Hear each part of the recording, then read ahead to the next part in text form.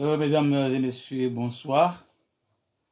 Vous êtes bien entendu avec votre média, votre page Opinion Libre Comores. Et aujourd'hui, nous avons l'honneur d'accueillir un ami, un de nos téléspectateurs, en la personne de Abdillahi Aboubakar, depuis les Comores. Nous l'avons joint juste pour en savoir plus sur les Comores, notamment ce qui s'est passé le 14 janvier. C'est en tout cas l'élection des Comores, élection couplée du président et des gouverneurs respectifs de l'île d'Anjouan, Moélie et la Grande Comore. Mais à notre grande surprise, ces votes-là, le scrutin a été, disons, émaillé d'innombrables irrégularités. Mais n'empêche, la CENI, c'est en tout cas la Commission électorale nationale indépendante, de proclamer le mardi dernier les résultats provisoires, des résultats qui se présentent ainsi. Taux de participation 16%, avec en toile de fond, en premier, le président Azali Assoumani, tenez-vous bien, qui briguait un deuxième mandat, c'est-à-dire candidat à sa propre succession, qu'il a placé premier avec 62,87%, suivi du docteur Salim Abdillahi, lui représente 20,26%. Ces données-là provoquent un tollé. Il y a eu des jeunes qui se sont révoltés, mais il y a également des problèmes qui se présentent ces derniers temps, des problèmes lesquels, vus au bourrage, vus à mille... Bon, mais on va parler également de la mouvance présidentielle qui réclame elle aussi des trucages, des votes qui ont été trichés et tout, et rejette en bloc le 16% du taux de participation et parle, elle, de 60%. Là, on s'interroge, raison pour laquelle nous avons fait appel à un jeune, à un Comorien, juste un Comorien lambda, mais pas un membre de la CENI, ni de la Cour, pour en parler. Monsieur Abdillahi, bonsoir. Bonsoir. Alors, bonsoir tout le monde. Nous vous avons appelé, vous avez bien suivi notre brève introduction. Donc là, vous avez la parole à l'introduire, monsieur Abdillahi. D'accord. Tout d'abord, il faut savoir que le 14 février dernier, nous avons eu ces élections selon lesquelles on devait choisir le président de l'Union et les gouverneurs de chaque île, comme cela est bien précis dans notre constitution. Donc, mais ce qui s'est passé a surpris tout le monde à la veille ou la nuit même de la proclamation provisoire des résultats qui ont été annoncés par la commission indépendante censée organiser les élections qui se déroulaient le 14 dernier. Donc, ce que nous devons faire, nous, c'est essayer de faire ce qu'on appelle un constat. Nous essayons de faire un constat selon les résultats donnés ou les chiffres donnés par la CENI, pour bien comprendre, pour bien situer la situation exacte de cette proclamation. Parce que de toute façon, comme l'a prévenu déjà notre constitution et le code électoral, il faut que la CENI proclame des résultats provisoires.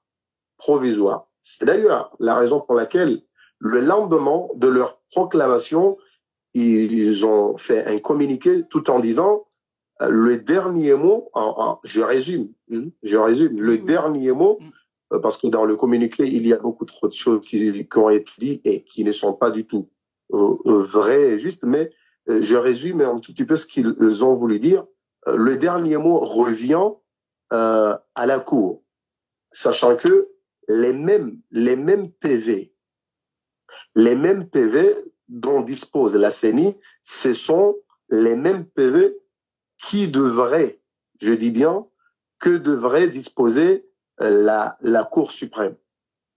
Donc, si la CENI a ces résultats, normalement, la Cour suprême, normalement, je dis bien, la Cour suprême doit, elle aussi, disposer les mêmes résultats, normalement.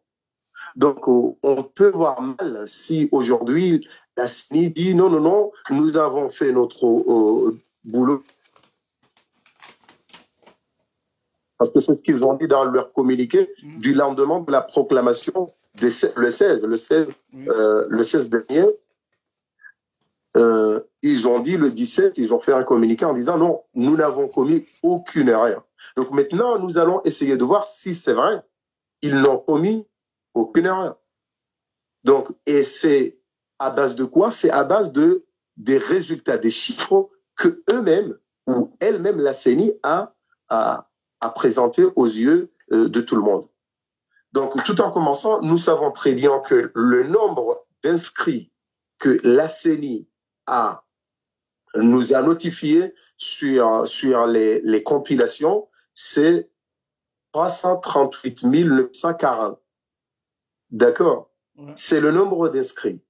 Donc, et ce nombre d'inscrits, c'est le nombre d'inscrits au niveau de l'Union, au niveau de l'Union.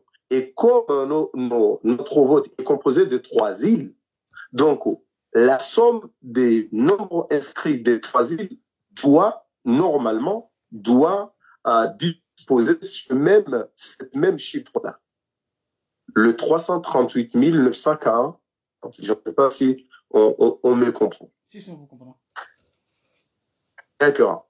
Alors, mais si nous calculons, nous essayons de calculer le nombre d'inscrits de chaque île, nous n'allons pas tomber dans la même chiffre du tout. Parce que si nous prenons le 181 100 de nombre d'inscrits de l'île de la Grande Comore, de Ngazija, et si nous prenons le 132 565 de l'île d'Anjouan et le 25 247, si nous essayons de calculer cette somme-là, nous n'allons pas du tout tomber sur cette chiffre de 338 940. Il y aura moins de 28 personnes. Mais Abdoulaye, non. Avant d'aboutir aux compilations issues des îles, mais parlons un peu du communiqué, de la CENI en date du 17 janvier 2024 qui dit que la CENI a confirmé que ces résultats sont conformes et sont également exploitables. Voilà, c'était juste ça. Donc, soyons clairs, la conformité et l'exploitabilité, la rassure, c'est des résultats exacts qui ne sont pas erronés. Comment de tels résultats sont révoqués par l'AMP, c'est-à-dire la mouvance présidentielle? Est-ce que elle a d'autres résultats qui peuvent être, disons, crédibles que celles de la CENI? Là, on ne comprend pas. D'accord. Là, on va un peu comprendre la difficulté qui se trouve sur la CENI, que la mouvance, je peux dire la mouvance, où le gouvernement a mis en place lui-même. C'est le gouvernement, parce que la CENI a été mise en place, même si aujourd'hui même le porte-parole de la présidence, j'ai oublié son nom, Mohamed Ismail, aujourd'hui, il a dit la CENI est composée de membres de ceux qui étaient candidats aux élections, alors que la CENI a été mise en place avant même de délibérer, de donner la fiche définitive des candidats aux élections. Donc là, il y a quelque chose qui ne colle pas avec ces propos. Parce que comment on peut être sûr que c'est ces candidats qui doivent être retenus? Comment on peut l'être? Pour que ces gens-là, pour qu'on trouve, on prend des gens de ces candidats-là, les mettre dans la CENI, alors qu'on sait très bien que la CENI a été composée, a été formée, mise en place avant la décision finale de la Cour suprême des candidats qui doivent aller aux élections. Donc là, il y a quelque chose qui ne colle pas. Sur ce qui concerne le communiqué, donc on trouve qu'il y a un problème, un petit problème, parce que les PV dont dispose la CENI, chaque candidat doit disposer ces mêmes PV. Alors, maintenant, la question reste de savoir qui commet l'erreur, qui commet la faute. Est-ce la CENI ou l'AMP? Parce qu'il y a quelque chose qui ne colle pas. L'AMP ne peut pas lui réclamer alors que c'est lui qui a été choisi comme vainqueur de ces élections. Mais il y a quelque chose qui se cache derrière tout ça.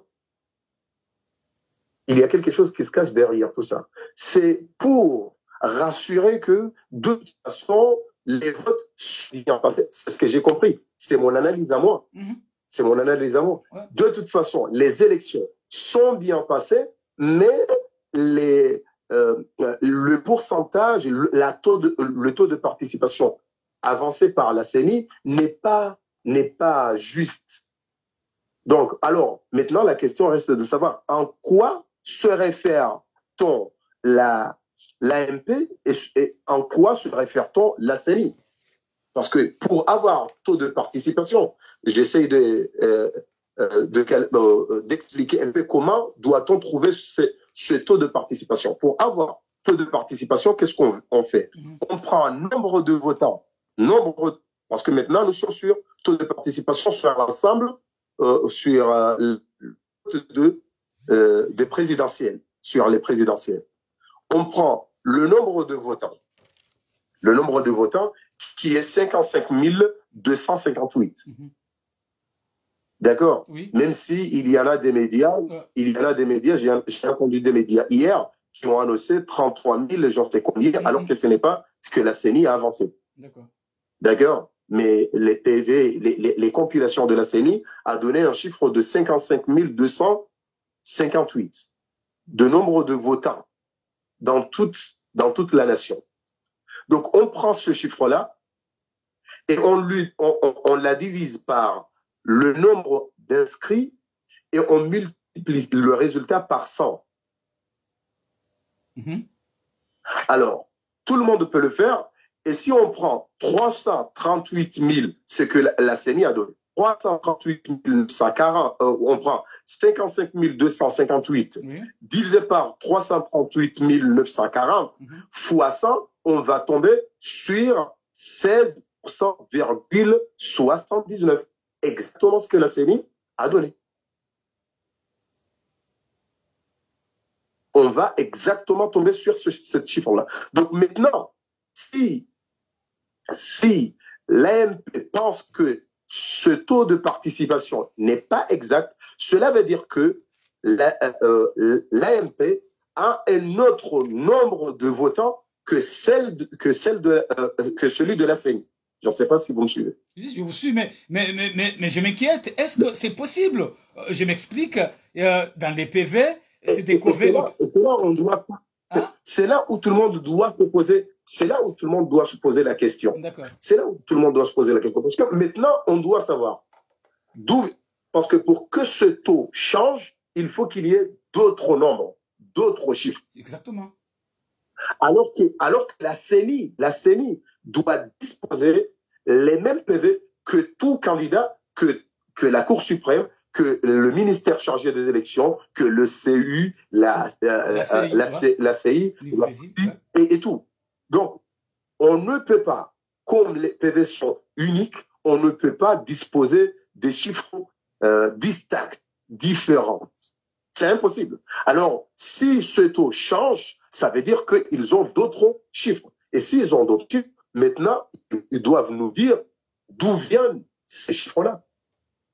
D'où viennent ces chiffres-là? Et ils les ont trouvés où? Exactement. J'en sais si on se comprend. Parce que ce temps ne vient pas de l'examination ou des membres des organismes internationaux. Ce n'est pas parce que les organismes internationaux ou les délégués internationaux, j'en sais qui, viennent dire que voilà, on vote en masse, que vous allez nous dire que voilà, il y a 60% ou 62% ou je ne sais combien. Non. Ce taux vient à partir des chiffres. Et ce chiffre, c'est quoi? C'est le nombre de votants divisé par le nombre multiplié par 100. Et si on le fait avec les chiffres que la CENI a donnés, c'est là où la CENI n'a pas commis une erreur. La CENI n'a pas commis une erreur sur les pourcentages. Seulement, je pense que seulement sur un seul pourcentage où on devrait trouver 65 et la CENI a donné 66. Je pense que c'est sur le taux le taux de participation de l'île de Ngaziga, je pense. On devrait avoir 65 et lui, il a arrondi en ayant 66, alors qu'il n'y avait pas lieu d'arrondissement, de faire un arrondissement du tout. Parce qu'on est sur des chiffres intégrales, ce sont des personnes, et comme nous sommes des personnes, on ne peut pas faire un arrondissement. C'est pas possible. Parce qu'on n'arrondisse pas les personnes. Je ne sais pas si vous me comprenez. Si, je vous comprends. D'accord. D'accord. Alors, là, c'est ça où il y a le problème, parce que si aujourd'hui, l'AMP, la mouvance présidentielle et tout, pense que ce taux n'est pas exact, ça veut dire tout simplement qu'ils ont d'autres chiffres. Et s'ils ont d'autres chiffres, ils doivent nous dire d'où viennent-ils ces chiffres-là. Parce que ce n'est pas du tout normal d'avoir d'autres chiffres que la CENI. Alors que la première feuille de dépouillement est adressée à la CENI. C'est-à-dire, c'est la CENI qui doit recevoir la première feuille où ces informations se trouvent. Alors moi, je me demande d'où viennent ces chiffres dont l'AMP parle et réclame en disant que non, on a truqué leur vote, ce n'était pas du tout exact ce que a donné. Le bizarre, ce qui se trouve bizarre, hier, le porte-parole du gouvernement a dit, oui, nous avons eu ces votes. Seulement, il y a une erreur sur le taux de pourcentage. Il a oublié que si ce pourcentage, ça veut dire doivent changer. Et si ces chiffres changent, qui dit que c'est eux qui doivent gagner ces élections? Mais parce écoutez, que si les chiffres changent, alors M. Abdillahi, partant de 16% à 60%, c'est pas une erreur quand même. Soyons réalistes. Vous voyez, c'est une hécatombe, c'est une catastrophe. Vous voyez, moi j'ai retenu deux choses. Il y a la CENI, l'institution appropriée, dignitaire de ces élections-là, elle s'est prononcée. Il a pris du temps pour se prononcer. Et il a noté deux choses, c'est-à-dire il a donné des chiffres qui sont conformes et exploitables. Ça, il faut le noter. Exploitable, cela suppose qu'il n'y a pas de souci. Donc là, je me demande pourquoi on est arrivé. Parce que, écoutez, parce que des PV qui portent des résultats, c'est des PV, c'est pas des papiers de n'importe quoi. C'est des PV autocopiants. Voyez, avec des papiers carbonés. Comment l'AMP peut se doter de ces matériels-là? Est-ce que n'est-ce pas là, d'après vous, excusez-moi, une sorte de diversion qui peut gagner le Comorien à traîner? Voilà, c'est ça. Non, moi, c'est ce qui m'est venu en premier lieu en tête. C'est une manœuvre. D'ailleurs, le communiqué lui-même, moi, je pense que c'est une manière de diversion. C'est une manière de... D'ailleurs, la façon dont la CENI a fait le communiqué, c'est une forme de se dédouaner en disant non, de toute façon, nous avons fait notre travail selon les documents dont nous disposons. Ça veut dire ils n'ont rien commis, et la CENI n'a commis aucune erreur parce que elle a fait son travail à partir des documents qu'elle dispose, qu'elle les a. D'accord? Alors, la CENI pense que non, je ne peux pas commettre des erreurs parce que j'ai les documents exploitables. J'ai le document exploitable. Donc, la première pensée qui doit venir en tête de quelqu'un qui réfléchit un tout petit peu, c'est qu'il s'agit ici de quelque chose de mystérieux, hein, de quelque chose de mystérieux. Il y a quelque chose qui se cache derrière tout ça, parce que ce n'est pas du tout compréhensible. Ce n'est pas du tout compréhensible que l'AMP dispose de documents qui justifient qu'ils ont 60%, alors que la CENI dispose des documents, et c'est la CENI qui doit disposer ces documents. D'abord, à part n'importe qui, d'accord? Alors, et si jamais l'AMP, la mouvance, dispose des documents, ça veut dire dispose des documents tout comme tout candidat, n'importe quel candidat, parce que chaque candidat doit recevoir des PV. Alors, oui, ils ont les PV, mais ces PV-là, ce sont les mêmes PV dont la CENI dispose. Alors, il ne peut pas avoir des chiffres différents et distincts. Donc, c'est la raison pour laquelle quelqu'un doit penser qu'il y a quelque chose qui se cache derrière ce mascarade et ce théâtre, parce que c'est comme un coup de théâtre qui est en train de se jouer. Surtout le fait que la CENI a entendu ce que l'on a dit la nuit même, le soir même de la délibération de ces résultats provisoires. Et qu'est-ce qui a poussé la CENI le lendemain faire ce communiqué? C'est pour peut-être se dédouaner en premier lieu, parce qu'il dit que la responsabilité finale revient à la Cour. Alors, elle est en train de se dédouaner, alors qu'elle ne peut pas se dédouaner des erreurs comme 3338 940 des chiffres, alors que quand on fait les calculs, ça ne tombe pas. Ce sont des calculs avec des simples... Avant d'arriver au calcul, mais je crois bien, bon, sauf erreur de ma part, mais je crois bien qu'il existe à peine 4 à 5 institutions qui contrôlent le scrutin. Ici, l'élection, là, sans doute, est émaillée d'innombrables irrégularités sur fond de fraude, avec des bourrages de malades. Là, on est tout à fait d'accord. Toutefois, on a tendance à pointer du doigt, à reprocher la CENI sur ces 4 institutions. Est-ce qu'il y a vraiment de raison de pointer du doigt la CENI, ou il y a d'autres institutions responsables, sachant que on a entendu parler que la CENI est en quelque sorte une boîte aux lettres. Voilà. Non, en fait,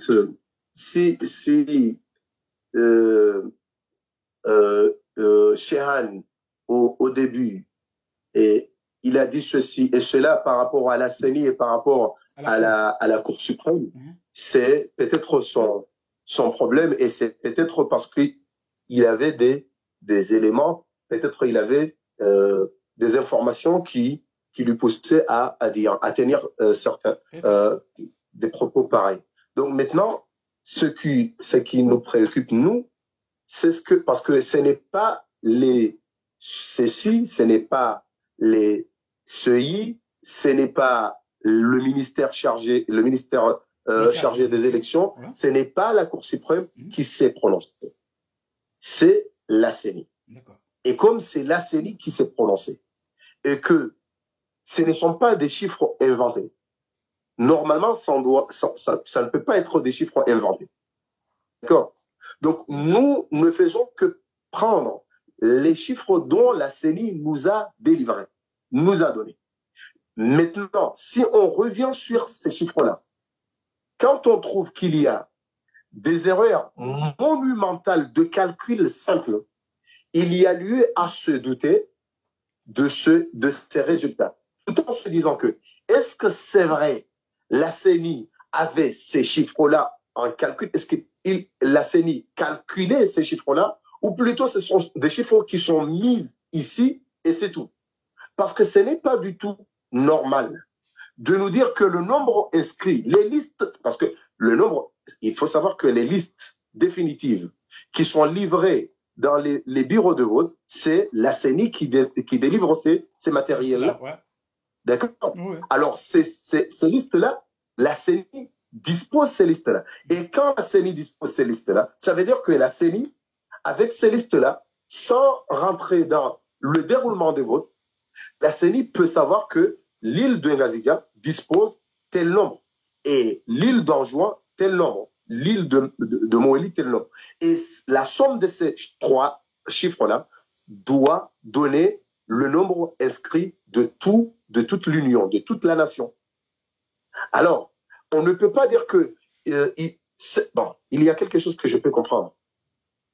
Si la CENI a été mise en place par le gouvernement, avant même que la fiche définitive des candidats a été mise en place par la Cour suprême, a été affichée par la Cour suprême. Alors là, il y a quelque chose à se dire, oui, peut-être la CENI, c'est une boîte à lettres, et la CENI ne fait que recevoir des ordres. D'accord? La CENI ne fait que recevoir des ordres. Et c'est la raison pour laquelle maintenant on doit se poser la question, et la CENI, est-ce qu'elle est contre les ordres de Betty Salam ou elle est en train de nous jouer de tours sur cette manière lisiblement, on peut se permettre à dire qu'elle est contre les ordres parce que c'est une commission indépendante, comme l'indique son appellation. Oui. Voilà. Oui, c'est une commission. En fait, ça doit être une commission indépendante. Mais si le président de la commission n'est pas choisi par tout l'ensemble des candidats, là, il y a lieu à se douter. J'en sais pas. Ça dépend de la. Sais pas si ça dépend de la loi. Là, on ne peut pas supposer. C'est la loi qui le dit. Oui, d'accord. Si on reste sur la loi, là, c'est d'accord. Ouais. Mais maintenant, la façon dont la CENI est en train d'agir, la manière dont la CENI est en train d'agir, il y a quelque chose à se poser des questions parce que nous ne pouvons pas trouver un chiffre qui dit que la CENI, un candidat du gouvernorat comorien, de l'île de Ngazia plutôt, de l'île de Ngazia a été voté de plus de voix que le nombre de votants de toute la nation sur un vote qui est couplé. Je ne sais pas si on se comprend. Si, je comprends. Alors, c'est quelque chose que plus personne ne peut pas comprendre. Et c'est la raison pour laquelle on doit se dire, là, pourquoi ne s'agit-il pas d'un autre candidat dans tout l'ensemble du pays? Pourquoi ce sont tous les trois ou tous les quatre des candidats de la mouvance présidentielle et chacun a eu plus de 50% pour qu'il n'y ait pas un deuxième tour. Pourquoi tout ça? Alors que les chiffres ne sont pas exacts. Donc, il y a trop de choses à se demander sur la fiabilité de ces résultats. Ok, passons à autre question et non la moindre. C'est que le jour de l'élection, tout le monde, nous avons noté, nous autres, voilà, nous avons noté des faux calculs, j'allais dire, parce que les compilations faites au niveau des îles, notamment Ngazija et Moélie, les données ne sont pas conformes à l'existentiel qui se trouve au niveau de la CENI. Pourriez-vous nous expliquer un peu l'opération, comment...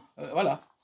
Si on prend par exemple le cas de Ngazija, nous avons un nombre d'inscrits de 181 100. Et le nombre de votants, c'est 125 973, selon les données de la CENI. D'accord. Et les buts, quand on veut trouver le suffrage exprimé, on prend le nombre de votants moins les bulletins nuls. Les bulletins nuls donnés par la CENI, 12 369. Mais ils ont dit que le nombre, c'est la CENI qui dit. Le suffrage exprimé, il dit que le suffrage exprimé égale 113 667. Alors que si on prend 125 000, tout le monde peut prendre une calculatrice et il peut faire ça. Si on prend 125 973 moins 12 369, on va tomber sur 113 604 et pas 113 667. Voilà. Problème. Oui, Savez-vous avancez. Oui, je vous écoute. qu'il y a, ça veut dire qu'il y a plus de chiffres qui ne sont pas là. Ouais. Beaucoup plus même. Alors, maintenant, la question reste de savoir comment la CENI a fait pour donner un suffrage exprimé de 113 600. Mais il faut savoir une chose. Comment calcule-t-on, comment doit-on calculer le pourcentage de chaque candidat? Le pourcentage de chaque candidat.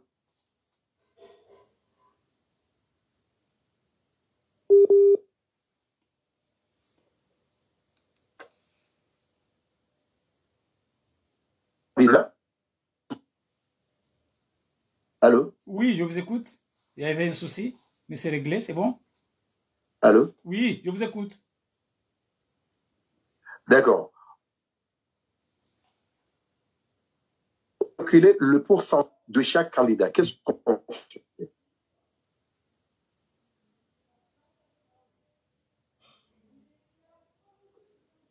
Oui, allô? Oui.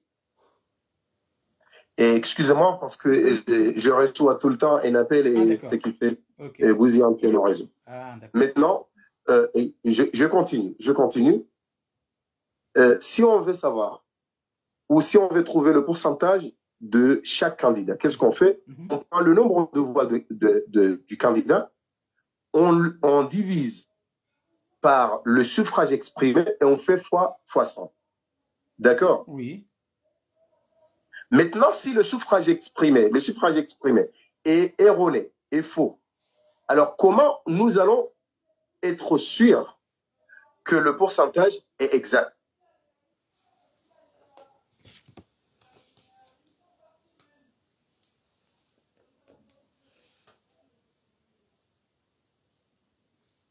Vous comprenez? Je ne sais pas si vous me comprenez. Oui, je vous comprends, monsieur. Maintenant, nous, pour trouver le pourcentage de chaque candidat, par exemple, nous prenons le cas d'Ibrahim Hamzé. Le cas d'Ibrahim Hamzé, puis il a eu 58 316 de voix. C'est voix. Pour savoir son pourcentage, nous devons prendre 58 316, on divise par le suffrage exprimé. Maintenant, le suffrage exprimé donné par la CENI n'est pas exact. Voilà. Alors, comment son pourcentage va être exact alors que le suffrage exprimé lui-même n'est pas exact selon les données? Parce que le nombre de votants ont voté. Mais maintenant, dans le suffrage exprimé, il y a des calculs qui n'est pas exact. Mais pour chercher son pourcentage, il faut faire appel au suffrage exprimé. Et le suffrage exprimé n'est pas exact. Alors, c'est la raison pour laquelle on dit que ces votes-là, ce scrutin-là, doit être sans équivoque, sans se poser des questions, être éliminé. Parce que les chiffres donnés par la CENI, si la CENI maintient son communiqué en disant, son point de vue en disant, nous n'avons fait aucune erreur, alors là, il faut que la Cour dise non. Non. Ce sont tous des erreurs. Tout ça, ce sont des erreurs. D'accord? D'accord. Parce que le 51% d'Ibrahim Hamzé qui a eu par rapport à un suffrage exprimé supérieur à ce que l'on doit avoir, alors ce n'est pas un suffrage exprimé qui est exact. Ce n'est pas un pourcentage qui est exact, c'est un pourcentage aussi erroné, parce que ça vient par rapport à un suffrage exprimé qui n'est pas du tout juste. Donc ça, c'est le cas, tout simplement, c'est le cas de Ngazidja. Ouais. D'accord? D'accord. Et si on prend aussi le cas d'Anjouan, nous avons par exemple 132 565 de nombre d'inscrits, nous avons 51 874 de nombre de votants. Maintenant, les bulletins nuls sont 2319, mais si on prend 51 874 moins 2319, la CENI nous a donné un chiffre de 49 544, alors que Le calcul exact, c'est 49 555. Le cas de Gaziga, ça a été augmenté, mais maintenant, ici, le cas d'Anjouan, ça a été diminué. Je ne sais pas si vous comprenez. Si, je vous comprends. Alors maintenant, si on prend le suffrage exprimé, le nombre de voix, par exemple, de n'importe quel candidat d'Anjouan, et on fait diviser par le suffrage exprimé qui n'est pas juste, alors son nombre, son taux de voix ne peut pas être, son pourcentage ne peut pas être juste et vrai. D'accord? Alors, c'est la raison pour laquelle les candidats, tous les candidats, y compris la mouvance, réclament les irrégularités de ces élections. Tout le monde, même la mouvance. Parce que la mouvance, elle aussi, a compris que non, ces calculs ne sont pas du tout justes. D'accord. Mais le problème, c'est que tout le monde en réclame sans pour autant annoncer des résultats. Mais par contre, la mouvance, elle, annonce des résultats. Ah, au moins. Mais je vous demande, pour finir, parce que là, comme on l'a dit à l'entrée de jeu, le scrutin a été vraiment émaillé d'innombrables irrégularités et des fraudes massives. Et l'opposition et la mouvance, chacun avance des problèmes insupportables qui nous amènent, d'après vous, à annuler purement le scrutin. Est-ce que, d'après vous, en votre connaissance de la Cour, d'après ce que vous dites là, est-ce que comment dire, les requêtes qui ont été déposées, est-ce que vous attendez gain de cause? Est-ce qu'il y a vraiment lieu d'attendre une réponse? D'après, voilà.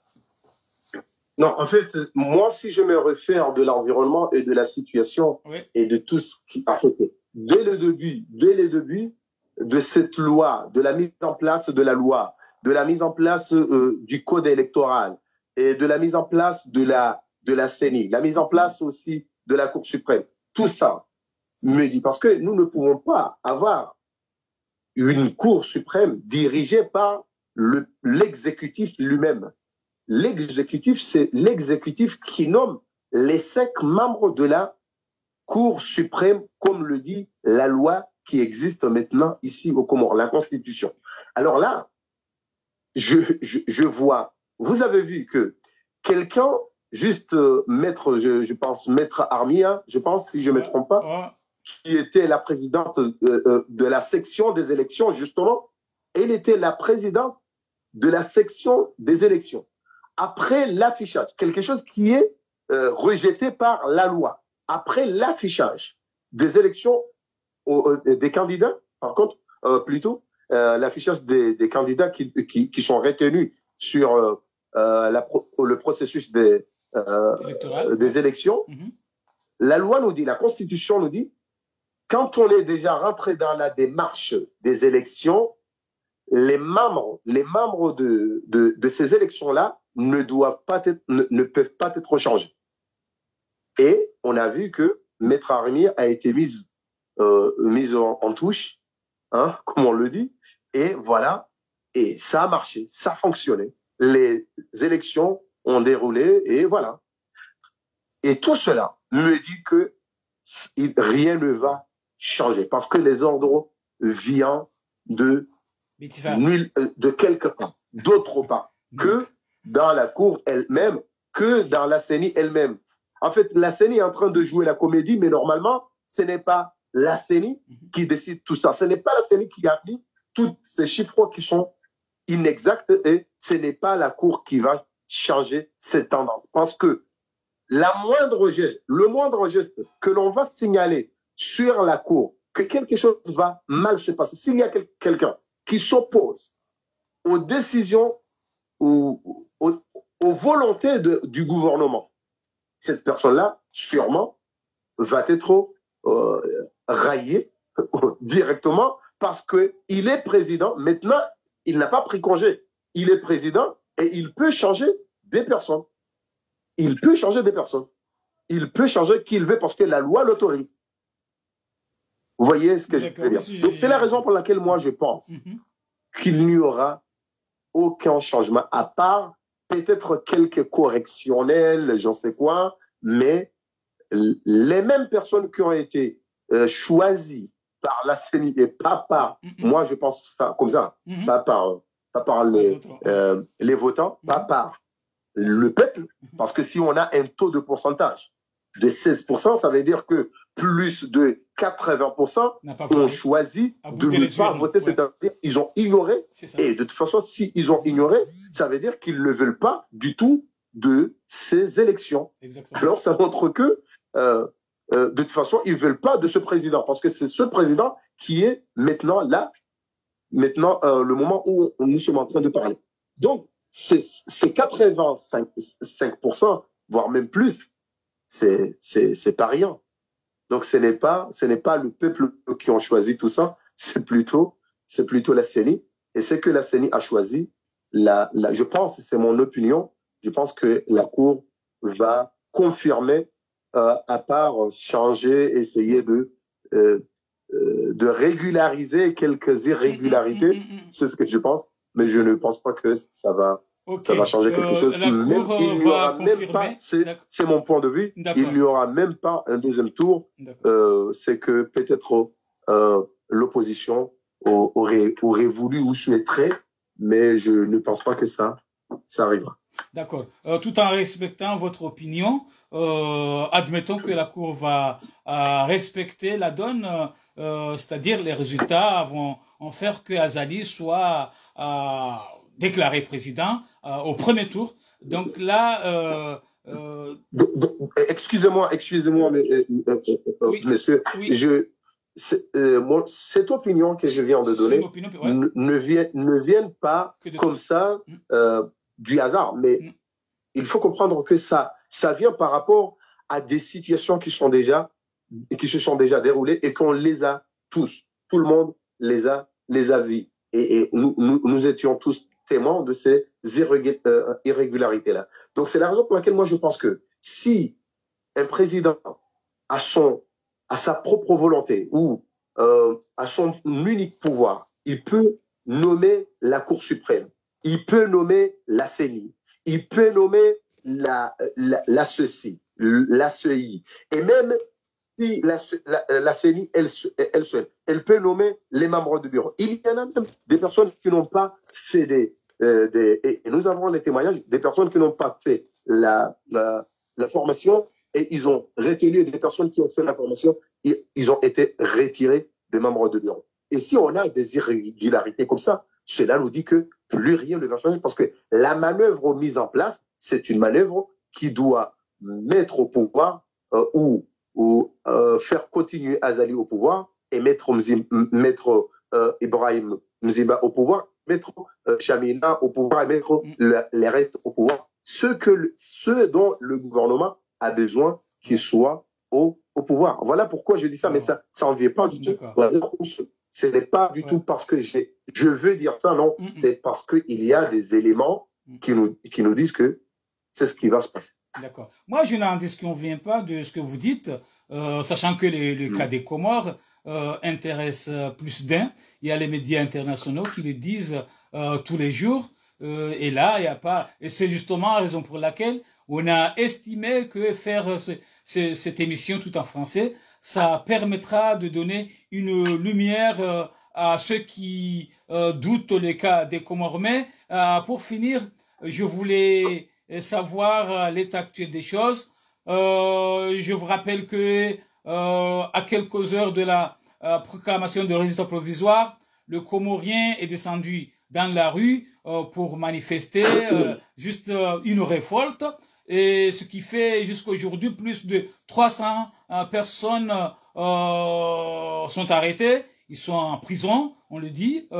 Bien sûr, c'est des jeunes. Donc là, nous voulons savoir exactement qu'en pensez-vous à la fin de ce processus, c'est-à-dire le dernier mot de la Cour. Qu'en pensez-vous? Parce que il y a vous avez déjà une idée de la finalité de ces... En tenant compte de la situation qui s'est déroulée depuis la nuit du 16, du 16 dernier. Ouais.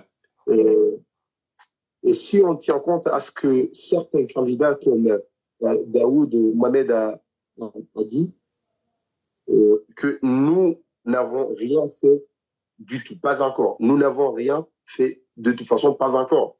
Mais nous entendons les résultats de la Cour. Exactement. C'était un candidat, et c'était un candidat qu'il y a 2-3 ans, il était au pouvoir.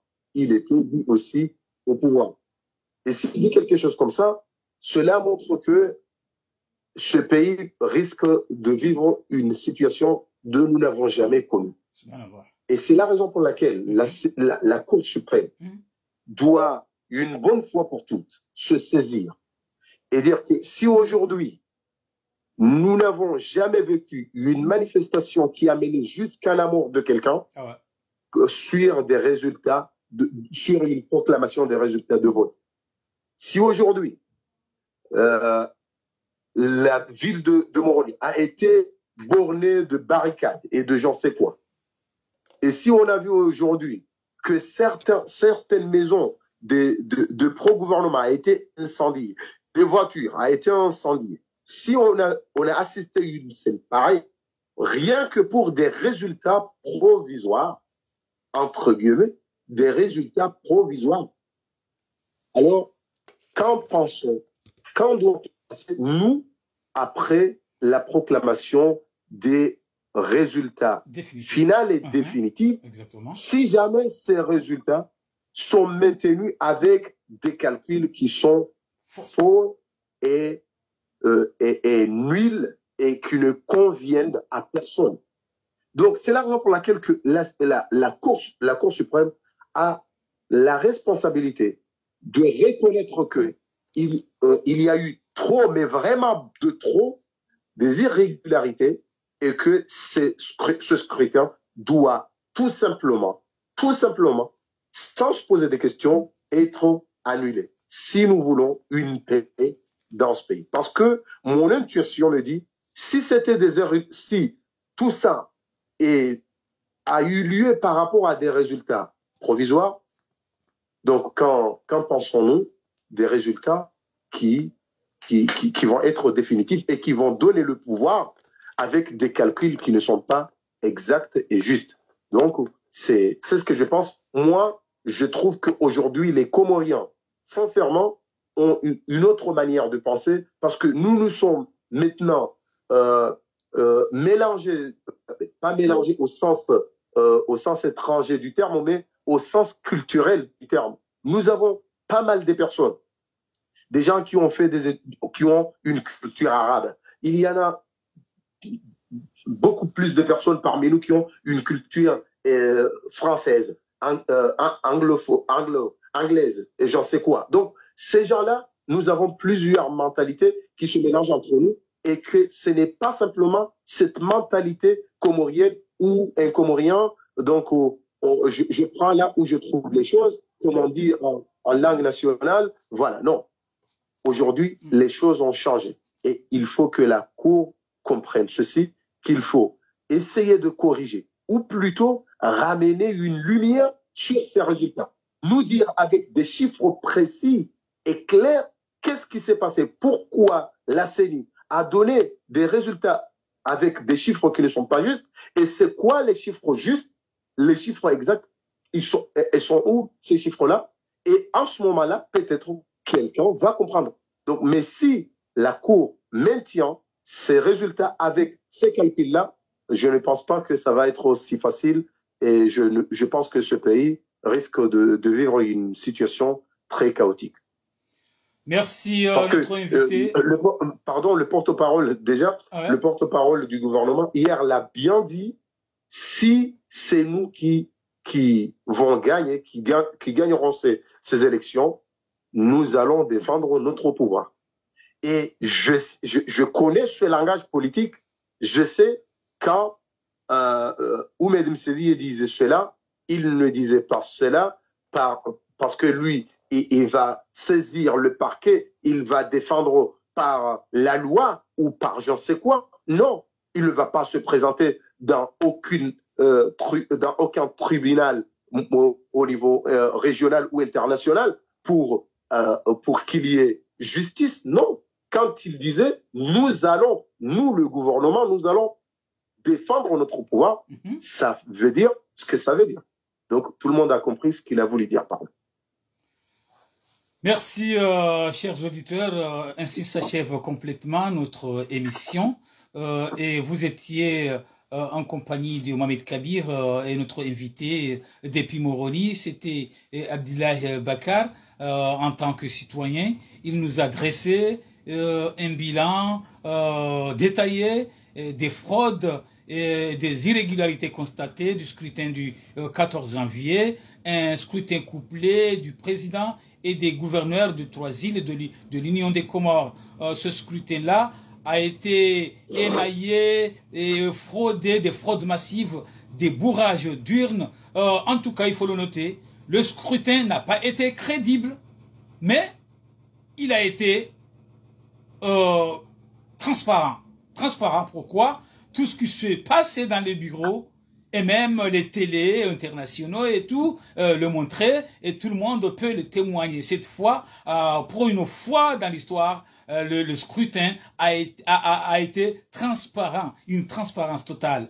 Donc, il a prié, pour finir, à la cour, de s'autosaisir, de se respecter et de sauver le Comorien. Pourquoi? Les mots constatés ont rongé, ont émaillé le scrutin. Donc, il fallait pas cautionner le mal. D'ailleurs, les calculs ont faussé. Les calculs, c'est-à-dire les compilations. Voyez? Le pourcentage déclaré par la mouvance, c'est une catastrophe. Donc, tout ça, il fallait s'autosaisir et relancer le processus d'une autre fois, c'est-à-dire annuler l'élection et prévoir d'autres élections. Donc, tout ça, chers amis, c'est pour vous dire qu'en plus de nos messages, de nos communications en langue comorienne, on a voulu faire organiser cette émission pour que le monde entier ait une idée, sache très bien de ce qui se passe dans notre pays, les Comores. Et jusque-là, passez tous une très belle soirée et au revoir.